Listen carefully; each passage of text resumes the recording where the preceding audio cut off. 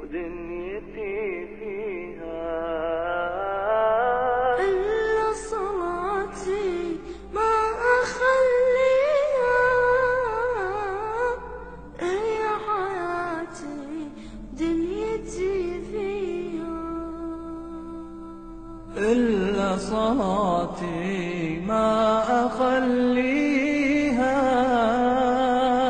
هي حياتي دنيتي فيها.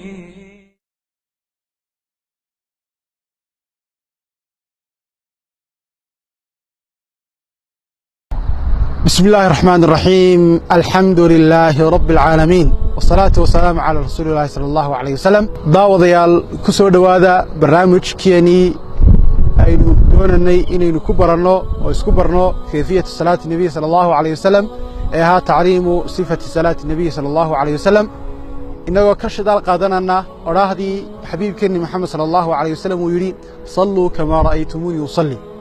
walaalayaal waxaynu ognahay salaadu ahamiyada iyo qiimaha ay leedahay. waxaynu ognahay salaadu inay tahay tiirka labaad ee diinta islaamka ku taagan tahay. waxaynu ognahay salaadu inay tahay waxa ugu horeeya ee adoonka la weydiinayo ee haddii ay hagaagto waxa kaloo dhanna ay u hagaagayaan, haddii ay xumaatana waxa kaloo dhani ee ka dambeeya ay ka xumaanayaan. idan salaadu ahamiyad aad iyo aad u weyn ay leedahay. xabiibkeeni maxamed sallallahu alayhi wasallam wuxuu inoo tilmaamay uu leeyahay salaadu waa cimaadu diin, waa tiirka diinta islaamka ay ku taagan tahay. waxa tusaale ahaan ila eegtaan mid ka mid ah masaajidada aad ku tukanayso, bal sidaas uu jamaca ku tukanaya, waxaad arkaysaa in qof kastaba nusqaan salaadiisa ay ku jirto ama yaraata ama ha badnaata.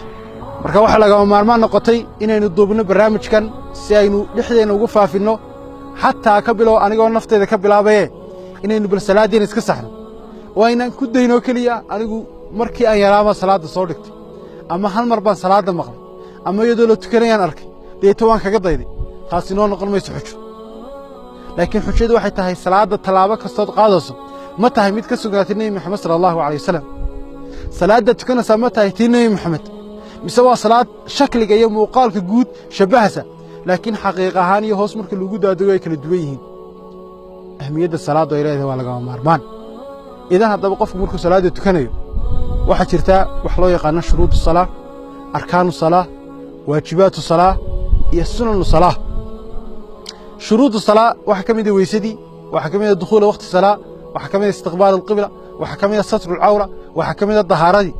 xalaqaad baynu u gaar yeelnay weysada oo aynu kaga warramayna kayfiyada qaabka weysadu ay leedahay. sidoo kale waxa laga maarmaana in shuruudda kale la ilaaliyo. haddaba qofku markuu doonayo salaadii inuu tukado intaasoo shuruudoodna uu ka soo baxay, waxa laga maarmaana inuu la yimaado alqiyaam maca alqudr, inuu istaago oo salaadii istaagu la yimaado, deeta isagoo qibladii u jeeda inuu salaada xidho. salaada markuu xidhanayo wuu niyeynaya. niyaduna ma aha inuu qofku ku dhawaaqo oo yidhaahdo nawaytu usalli salaatan fariidatan kada wa kada 4 ragcaatin aadaa'an lillahi tacaala. xaasha, sidaa ma aha. niyadaada akhriyasa oo dhan waxaa la rabaa inaad qalbiga ka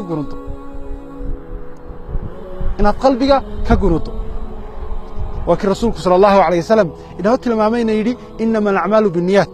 idan niyadii qofka kuma dhawaaqayo, hadduu ku dhawaaqana waa qalad, waa bidco, maaha wax nebi maxamed sala allahu alayh wasalam ka soo arooray. xadiidka caanka almusii'u salaati waa kii rasuulku sala allahu alayh wasalam tilmaamay yidhi idaa qumta ila salaati fakabbir. warniyahu marka salaada u kacday doonaysa inaad salaadii tukato takbiiruun, deeta qofkii wuxuu ku bilaabayaa allahu akbar. kayfiyada qaabka sawirkeedii ka muuqda ayaanu qofkii la imanaya. deeta markuu qofkii allahu akbar yidhaahdo salaadii baa u xidhan.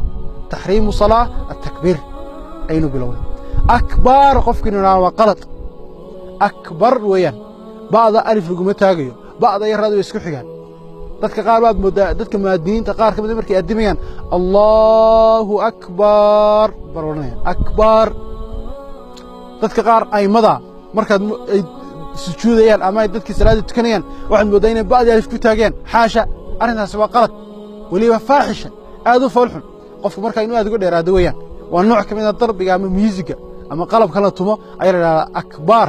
marka inuu qofku ka ilaaliyo weyn markuu ku dhawaaqay Allahu akbar, ilaahay baa weyn oo wax kasta ka weyn.